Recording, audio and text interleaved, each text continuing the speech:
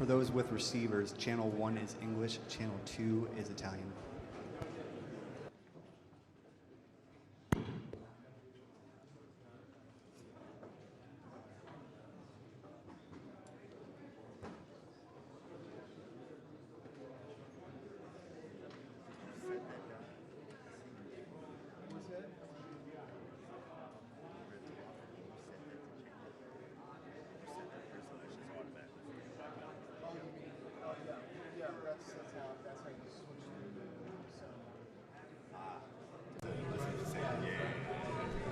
Guys, if you're looking for 1, 2, 3, 4, 5, 6, 7.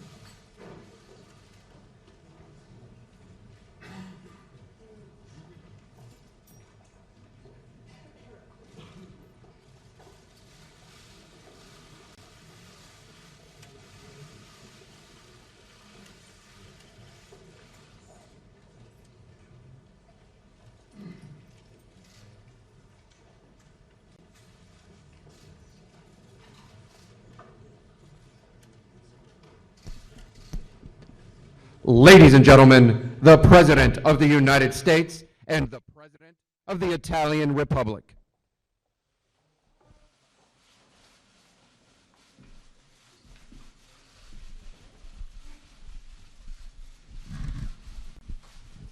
Thank you very much.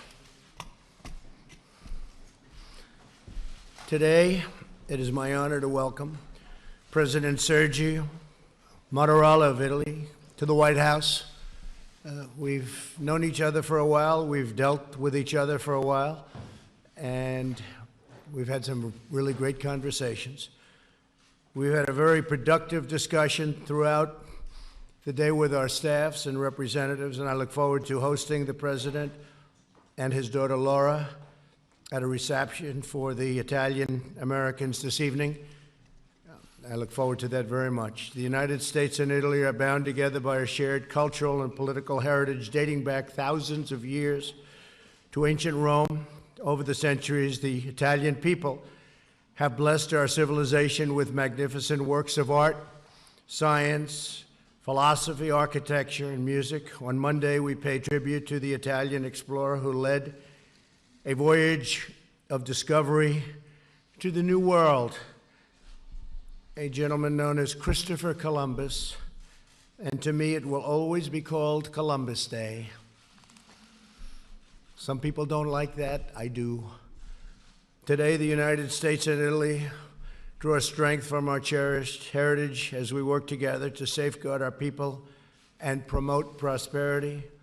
As NATO allies, our countries cooperate closely on a wide range of critical defense issues, including the protection of our nations against radical Islamic terrorism. The problem is that Italy is only paying 1.1% instead of the mandated 2%, which by and of itself is a low number. It should be probably 4%, anywhere from 4 to 5%. Only 8 of the 28 NATO countries are paying the 2%, meaning 20 of the countries are delinquent in the payment to NATO, and they have been for many years. Germany is at 1.3% at most, depending on calculation. Spain is at less than 1%. Turkey, believe it or not, is almost current, almost paid up. And I want to just thank Secretary General Stoltenberg because he's going around saying that President Trump was able to raise over $100 billion last year, which is true, but it's still only a large fraction. It's still a large fraction of the amount of money that's owed by many of the countries that aren't paying their dues. We hope that Italy will boost its defense spending in order to meet NATO's minimum 2% of GDP. And I will say that they have just purchased, and we learned about it today, 90 brand new, beautiful F-35s. The strike fighter program is doing phenomenally well. One of our major challenges and the challenge facing NATO today is instability in the Mediterranean, North Africa areas. And much of the volatility in that region stems from the violence in Libya, which is very close to Italy's borders. The President and I were talking about that at great length, big problem. The ongoing Libyan conflict has led to a migration crisis, placing significant and unfair burdens on Italy in particular. I've asked that the European Union get much more involved because they're not involved enough. That's a problem for the European Union. They do very well with us on trade. They had a trade surplus with the United States over the last 5 or 6 years of about $150 billion a year. They have to get more involved and help Italy. The Italian government has stepped up as a leader to fight this illegal immigration. We urge also our NATO and European partners to take firm action to halt illegal immigration and uphold sovereign borders. Immigration control is critical to national security and essential to the well-being of our citizens. Nations must be able to vet, screen, and properly manage entry and admission into society.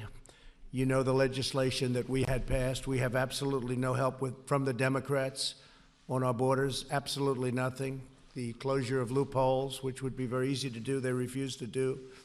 They want open borders, and Italy doesn't want open borders, and we're not going to have open borders.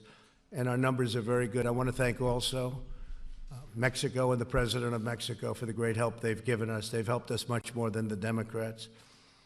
Here in the United States, we're taking dramatic action to secure our borders, shut down smuggling networks, and speed the removal of illegal immigrants. We're moving the MS-13 gang members out literally by the thousands. They're getting out. We're dropping them out of our country, and they can't come back. And what we've done with Guatemala and Honduras and El Salvador is, they tell me, close to a miracle, the agreements that we've signed. They accept them back and they keep them back. It's a much different relationship than we've ever had with those three countries, and I want to thank the leadership of those three countries. We've been working very well together. Our message is clear. If you enter illegally the United States, you will be promptly returned home. They're all returning home. It takes a long time because we've had years of people coming in, staying, and that's the end of that. President Mattarella also discussed the steps we must take to enhance commerce and economic growth between our two countries. Our nations are already investing nearly $70 billion in each other's economies.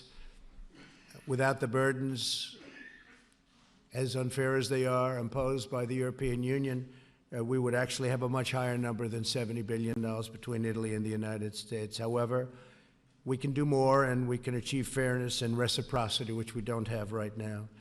America's trade deficit with Italy accounts for about 20% of our nearly $150 to $170 billion, probably, according to some estimates, could even be $178 billion annual trade deficit with the European Union. We welcome Italy's support for a mutually beneficial trade agreement with the EU that ensures a level playing field for American workers, and it hasn't been that for many, many years. I could solve the problem instantly, but it would be too harsh.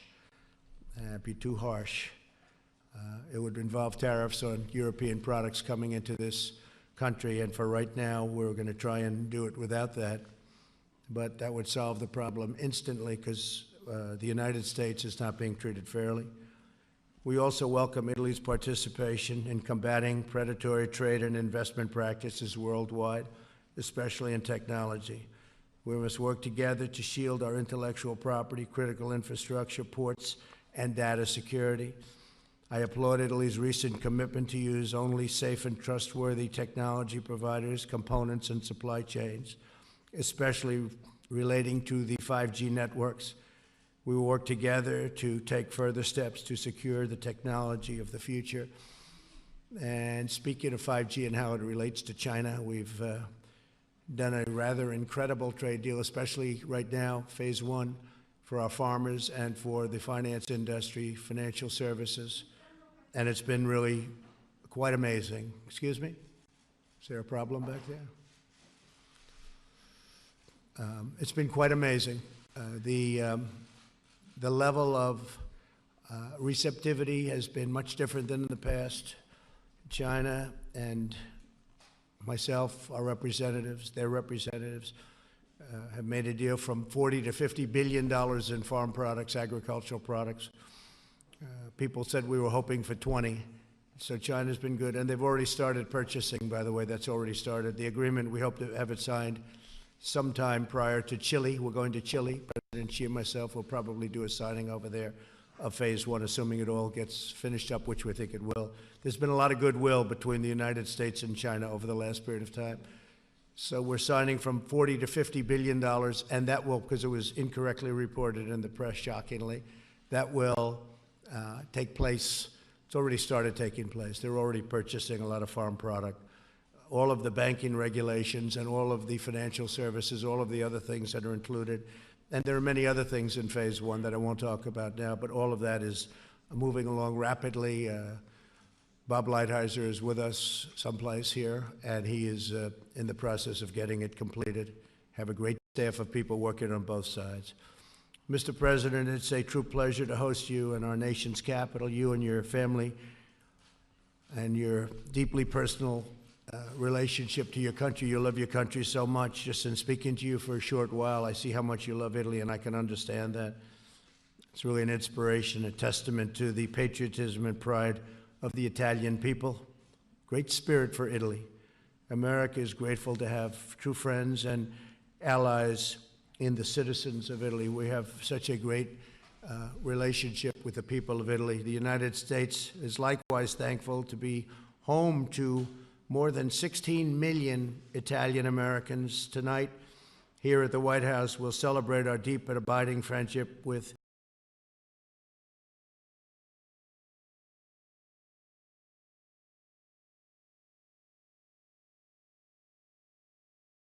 Italy and the really incredible Italian people. The U.S.-Italian alliance is stronger than ever before, and we're going to be celebrating that tonight with you, Mr. President. So I look forward to that very much in a little while. And in the meantime, thank you very, very much, and we'd love to have you say a few words. Thank you.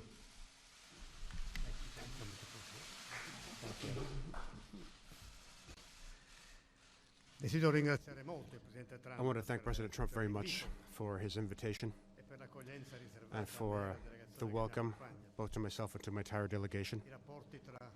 The relationship between the United States and Italy are marked by a deep friendship and by common interests, both strengthened by the presence here in the U.S. of so many Americans of Italian descent. That's another reason why I'm so happy to be here on this visit in October, dedicated this year again to Italian heritage. I'd like to go back to what President Trump was saying when he mentioned Christopher Columbus, who opened up new horizons. He got to know and connected continents which ignored one another. And based on the role the U.S. has in the world, it seems to me that he did a good job back then. To Italy, the U.S. is not only a fundamental ally, it is also a country with which it shares the same path of democracy,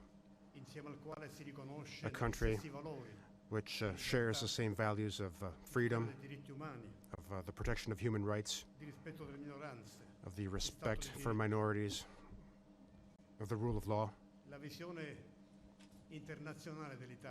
Italy's international vision is based on the pillar, which is the Atlantic Alliance, which then over time also led to European integration of the European Union, which was a consistent process. These are two essential elements in our foreign policy and in our cooperation. We are united. The US, Italy, and Europe are united due to our history, due to our common references, due to the culture we share, and due to the very intense human relations we have between our fellow citizens. As President Trump mentioned earlier, we talked about NATO. And NATO is first and foremost a community of values, which Italy recognizes and to which Italy participates with a great deal of conviction and very factually. Italy has always contributed very intensely to NATO missions and operations, and with a great deal of effectiveness. We have substantially supported the activities of the alliance. And I'd like to remind you of the fact that besides being the fifth contributor to NATO, Italy is the second contributor in terms of the troops it devotes to NATO missions. And after the US, we rank number 2 in the number of troops participating in NATO operations. Along with all of the other missions we perform through the UN and in the coalition against terrorism, which has developed in recent years. And I'd like to remind you of the fact that as we speak, 6 Italian F-35s of the Italian Air Force are patrolling the skies over Iceland within the framework of the second NATO mandate as a way of ensuring peace and security. Italy has constantly reiterated that the transatlantic spirit has to be nurtured, protected with all of our strength in all the dimensions of the relationship we share. And with this spirit in mind, I hope, that with the new 5-year parliamentary term within the new European Union, we can foster our cooperation on trade between the U.S. and the EU. We are aiming to define solutions that can strengthen our relationships, because commercial trade tensions are to the benefit of no one. We feel that imposing tariffs on one another mutually is counterproductive, and it damages both of our economies.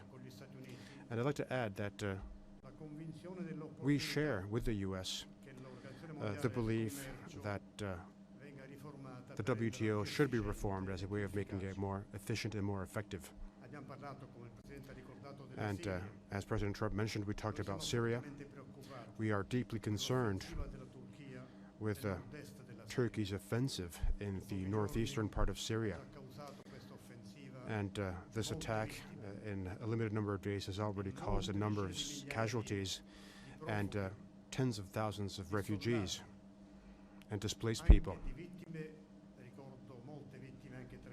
And there were plenty of victims amongst civilians as well.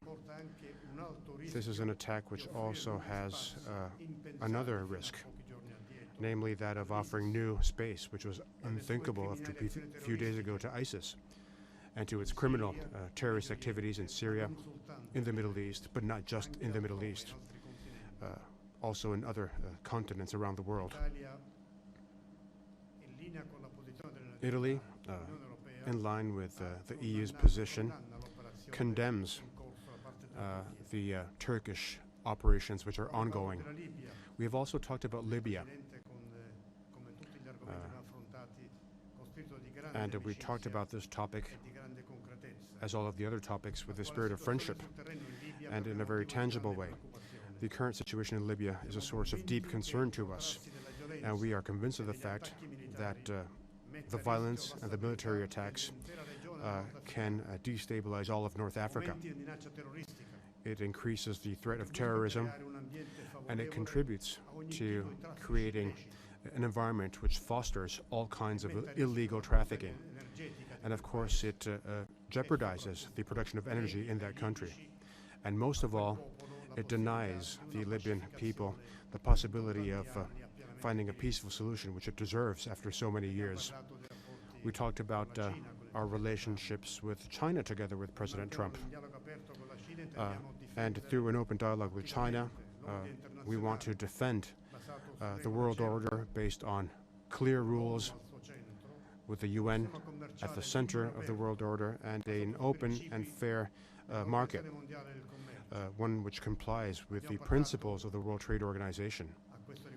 And from this point of view, we discussed two topics, namely security concerning new technologies, and I'm referring to 5G. Italy has been paying close attention to our national security requirements. It has paid close attention to it, and it will continue to do so. We also underlined the need to have a level playing field in trade and in investments, so that there can be a fair and healthy trade relationship. There needs to be an access to the market which doesn't discriminate anybody. And we need to be able to protect intellectual property for all of the economic players involved without any theft of technology. All of these topics were discussed with a full spirit of friendship, with a great deal of cooperation, along with many other topics. And this opportunity was also an excellent opportunity to reiterate the friendship between the U.S. and Italy, and the that will be distributed between our two countries within the framework of the Atlantic Alliance. And for that reason, I want to thank President Trump very much for our meeting, for our talks, for your welcome. And I'll be seeing you again this afternoon on an occasion which will be filled with a great many elements of meaning and importance. Thank you, Mr. President. Thank you. Well, thank you very much, Mr. President. And the WTO, the World Trade Organization, As everyone knows, we just won $7.5 billion because of unfair trade practices, and that will be distributed in a fair way throughout various countries in Europe, and we're talking to the president about that as it pertains to Italy. He thought we were a little bit harsh on Italy, and we don't want to be harsh on Italy. We'll never do that. So we'll look at that very strongly. We will look at that for you. That was one of the requests made, and we will be taking a look at that. Please. How are Thank you? you, Mr. President. I wanted to ask about Turkey. Did President Erdogan's decisions surprise you? And if they did not surprise you, would you make the same decision as you made before in removing U.S. forces? And I guess we just heard that UAW and GM may have been able to work out a deal. If I could get your reaction to that and what that might mean for the U.S. economy. And Mr. President, if I could ask you about the digital tax. Did the two of you discuss a possible digital tax as it relates to Amazon and Google? What progress were you able to make on that front? Thank you very much. No, President Erdogan's decision didn't surprise me because he's wanted to do that for a long time. He's been building up troops on the border with Syria for a long time, as you know. Our soldiers are mostly gone from the area. We only had 26, 28, but under 50. We think it's probably 28, but under 50 soldiers, and which is a very tiny force. And it didn't surprise me at all. This is, they've been warring for many years. It's unnatural for us, but it's sort of natural for them. They fight, and they fight long, and they fight hard, and they've been fighting Syria for a long time, and on the border, that's the border with Syria. And I say, why are we protecting Syria's land? Assad's not a friend of ours. Why are we protecting their land? And Syria also has a relationship with the Kurds, who, by the way, are no angels, okay? Who is an angel? There aren't too many around. But Syria has a relationship with the Kurds, so they'll come in for their border, and they'll fight. They may bring partners in. They could bring Russia in, and I say welcome to it. Russia went into Afghanistan when it was the Soviet Union, and it became Russia, became a much smaller country because of Afghanistan. You can overextend. You can do a lot of things, but frankly, if Russia is going to help in protecting the Kurds, that's a good thing, not a bad thing, but it would be led by Syria. And Syria doesn't want Turkey to take its land. I can understand that. But what does that have to do with the United States of America if they're fighting over Syria's land? Are we supposed to fight a NATO member in order that Syria, who is not our friend, keeps their land? I don't think so. But Syria does have a relationship with the Kurds. The thing that's common is that everybody hates ISIS. Now, the PKK, which is a part of the Kurds, as you know, is probably worse at terror and more of a terrorist threat in many ways than ISIS. So it's a very semi-complicated, not too complicated if you're smart, but it's a semi-complicated problem. And I think it's a problem that we have very nicely under control. We have two countries wanting their land. We have one country that wants land, perhaps that doesn't belong to them because they want to have a 22-mile strip of, they call it freedom. They call it a lot of things. They want to get terrorists out. You have another country that says you can't have our land, and they're going to have to work that out. Now, with that being said, Vice President Mike Pence is going there. He'll be leaving either late tonight or tomorrow, and he was going to leave yesterday, but they have to have certain security done. He's a very important man in our country. And he'll be leaving with Secretary of State Pompeo. We already have representatives there negotiating with Turkey. We put massive sanctions on Turkey, and we have additional sanctions on Turkey. And when I ran on a basis we're going to bring our great soldiers back home where they belong. We don't have to fight these endless wars. We're bringing them back home. That's what I want on.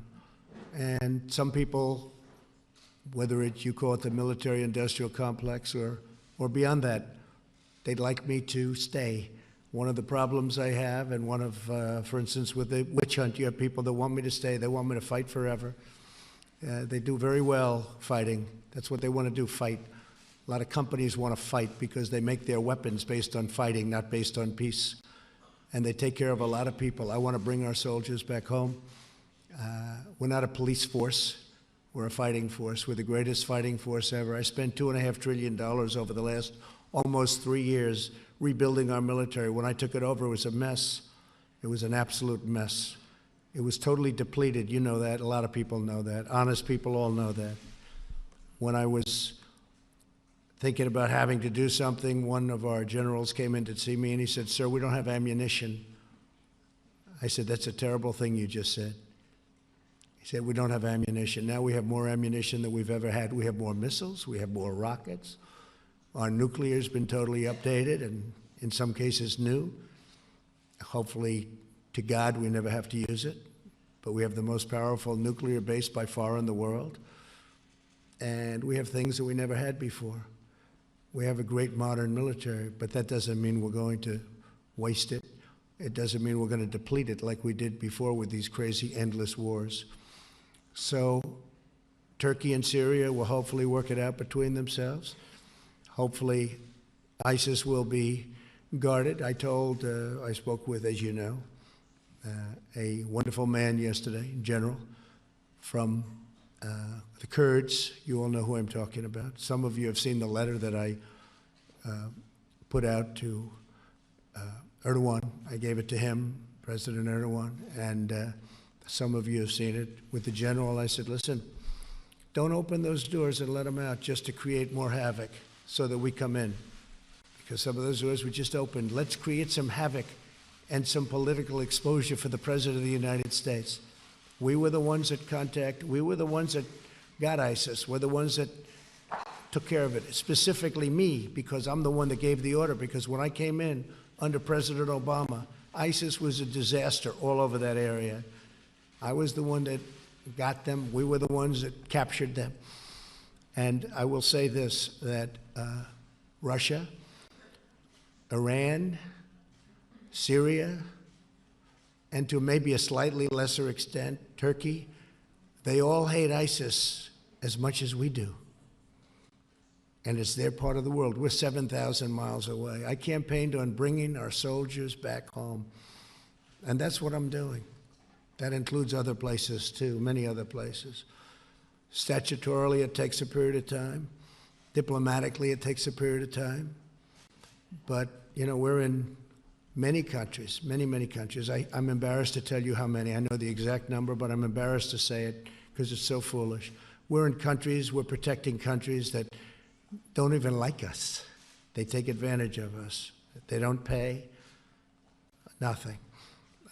You probably saw, some of you wrote and covered the fact that we're sending some additional troops to Saudi Arabia. That's true, and I appreciate the fact that I negotiated for a short period of time, a matter of minutes, with Saudi Arabia, and they've agreed to pay for the full cost of all of that deployment, and more, much more. A very rich country, they should be paying, and so should many other countries be paying if they want this kind of protection. Same thing with NATO. We're at 4%, and other countries are at 1%, and certainly a European country benefits much more than we do with NATO. I mean, it's there for a reason. And perhaps we benefit, but not nearly as much as the European countries. Some people say we don't benefit at all.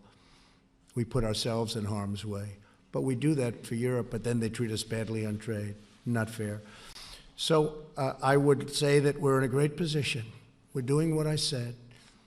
We have two countries that are going to argue over their border. Hopefully they'll work it out. We're going to try and work it out. I think our vice president, who's a very capable man, will do well tomorrow. He's going to meet with President Erdogan. President Erdogan said he wouldn't meet with anybody, and he took that back just a little while ago, and he said, no, I will. And I think they'll have a successful meeting. If they don't, the sanctions and tariffs and other things that we're doing, we will do and are doing to Turkey, will be devastating to Turkey's economy. I got Pastor Brunson home. Nobody else could do it. The previous administration tried very hard. They were unable to do it. I did it very quickly. And let's see what happens. But I think we'll be successful. But we got to get out of the endless wars. We have to bring our troops back home. I go to Walter Reed and I give out Purple Hearts. Just did it on Friday. I see the incredible soldiers coming home to Dover, coming home in a coffin, on areas that we have nothing to do with. We have nothing to do with. and it's heartbreaking. I sign letters all the time to parents whose son was shot in different places in the Middle East, mostly. It's very heartbreaking to see, very heartbreaking. So I've said it, and it's through strength, not through weakness. Much harder to do what I'm doing. I could be like all of these others. Oh, just leave them there, leave them there. No, I can't do it. Much easier for me, much probably politically better for me just to say we'll leave a lot of people there and we'll fight. They don't even know what they're fighting for. It's much more difficult politically. It's not politically expedient, it's just the opposite. And I have people even on my side, they want to fight. I say, why are we fighting? I don't know. They don't even know. So you have Syria and you have Turkey. They're going to argue it out. Maybe they're going to fight it out, but our men aren't going to get killed over it. And just one other thing, they've been fighting for hundreds of years. It's been going on for hundreds of years. So it's a long answer, but I think I've got much of it out. Thank you very much. Please, question?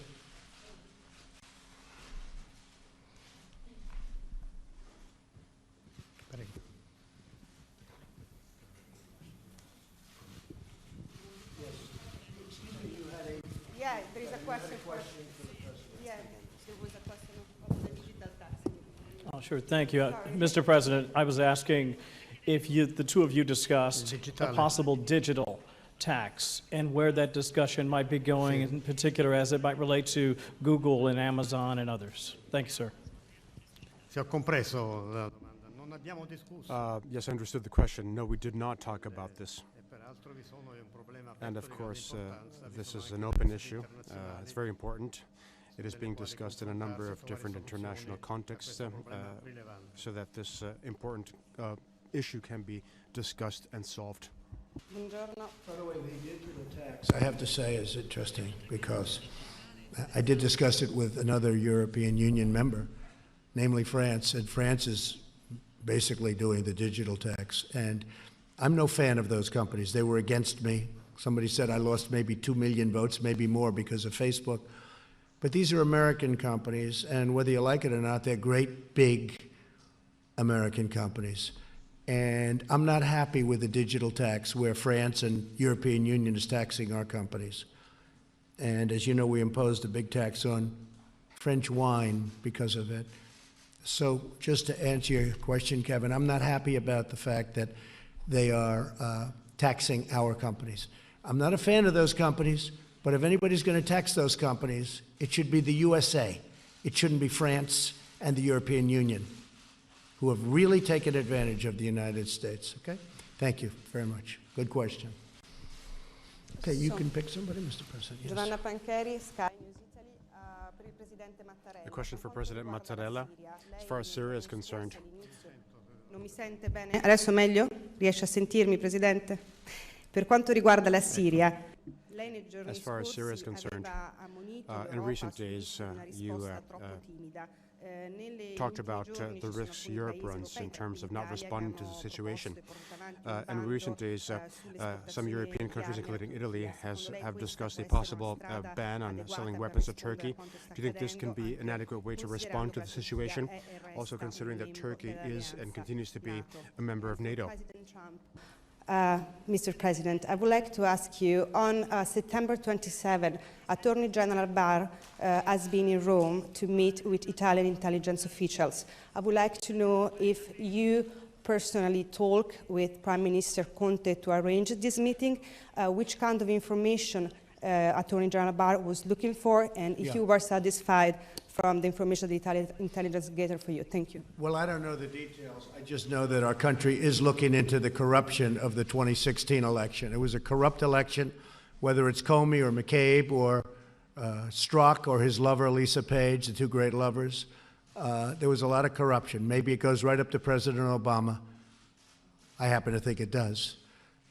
But you look at Brennan and you look at Clapper, and you get some real beauties. I know that they're looking into the corruption. Obviously, the IG report's coming out soon, so we'll find out. I don't know anything about the meeting, but certainly it would be appropriate because the word is, and you read it in the same papers that I do, that they did go to other countries to try and hide what they were doing. Italy may have been one of them. So you'll really have to ask Attorney General Barr. Okay? Thank you. Sì, la Turchia è un membro della NATO. Yes, Turkey is a member of NATO, Naturalmente ha molta importanza. and that is something very important, of course. I'd like to remind you of the fact that currently there is an Italian contribution to Turkey. We have an anti-missile system which Italy has been having in Turkey for a number of years within the context of a NATO mission. As the Latins said, amicus platus de magis ut amica veritas, which means È la verità. something more important than my friendship is the truth. The relationships of friendships and alliances, of course, don't mean that we can't say that the Turkish attack on Syria is a serious mistake. So we condemn that attack with no hesitation whatsoever, due to the reasons I mentioned earlier. La soluzione non sta The solution, sanzioni. of course, doesn't lie in sanctions. And if the situation continues, sanctions will be inevitable. And Italy has made announcements, as has the European Union.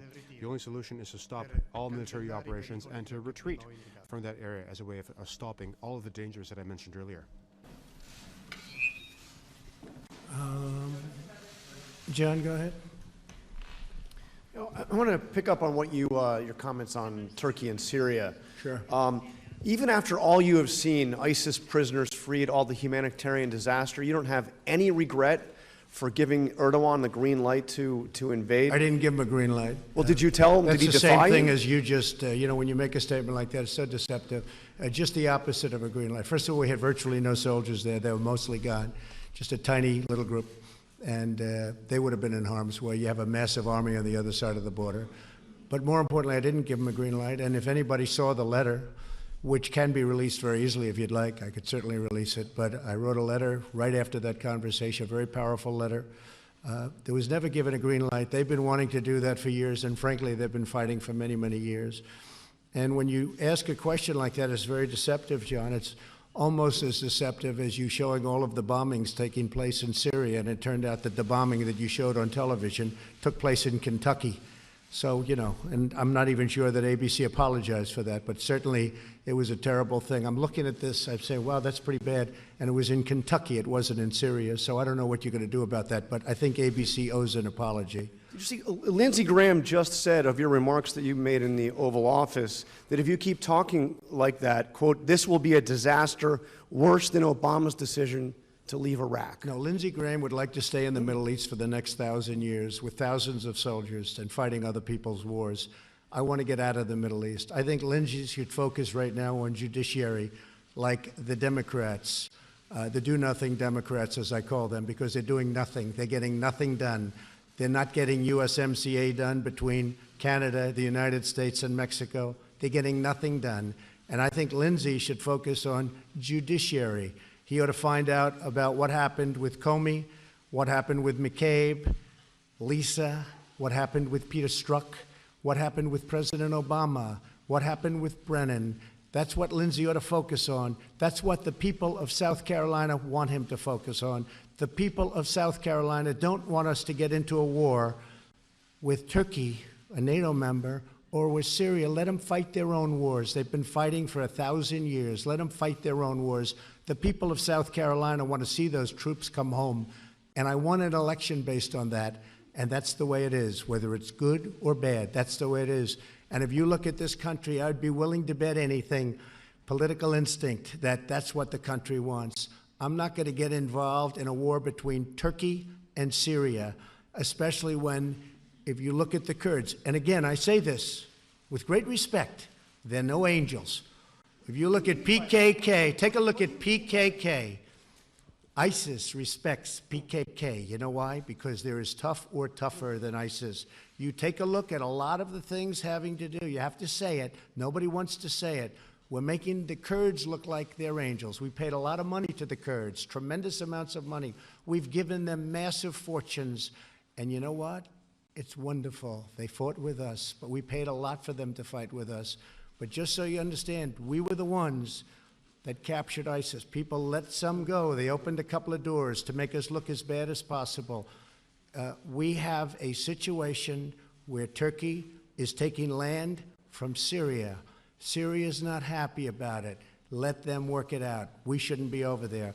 And you should get your accounts correct. And you shouldn't be showing up buildings blowing up in Kentucky and say it's Syria, because that really is fake news. Yes, please, ask a question. But you don't think the country's worried about ISIS? I mean, you mentioned earlier that you think some of the countries might hate ISIS more than the United States. Absolutely. Russia hates ISIS. Russia hates ISIS as much as the United States does.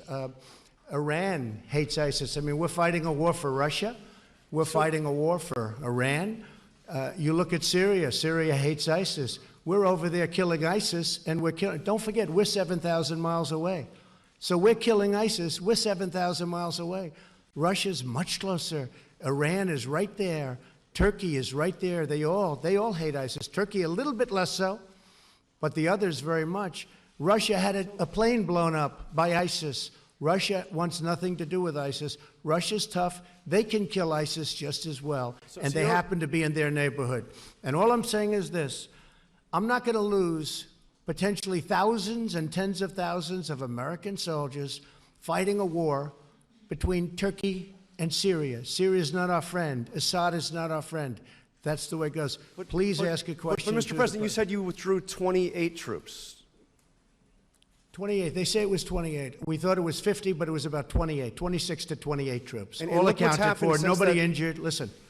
All accounted for, nobody injured, nobody missing. It's really nice. But look what's happened since those troops were withdrawn and since you had that conversation with President Erdogan. You know what's happened? No American soldiers have been killed. That's what's happened. And other people will go in, and very easy to recapture those people that probably the Kurds let go to make a little bit stronger political impact. And that's okay. I fully understand it, but that's the way it goes. We're bringing our soldiers back home, and we've done a great job. We were supposed to be in Syria for 1 month. That was 10 years ago. And we've been a police force. It's time to bring our soldiers back home. That's the way it is. We've had no soldiers injured or hurt. That's because I'm president. And we're the boss. Just remember that. We have the most powerful military in the world by far. Please. Mr. President, what is the view in Europe of the President's decision to withdraw, to make the abrupt decision to withdraw from Syria? Sulla Siria ho già risposto. Well, I already answered a question regarding Syria.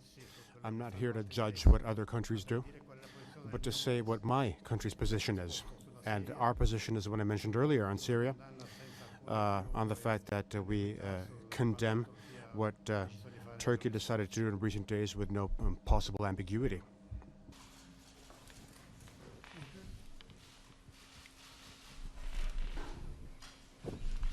Donatella Di Nitto di La Press. Donatella Di Nitto of La Press. A question for President Mattarella. President Trump seems to being open on discussing the possible tariffs. So do you think it will be possible to avoid tariffs being imposed in 2 days' time? And a question for President Trump. Now, we all know your concerns concerning Huawei entering Italy's security system. Are you satisfied with the measures that Italy decided to implement? Well, I'll answer first. Yes, I am satisfied. They've been very accommodating. They weren't at the beginning, and they have been since then. And I want to just thank the Italian government and your prime minister, actually, in addition to the president. But as you know, I had long conversations with my friend, and they were very nice. So I am very satisfied. And we just discussed the same conversation with the president. Very satisfied. Thank you.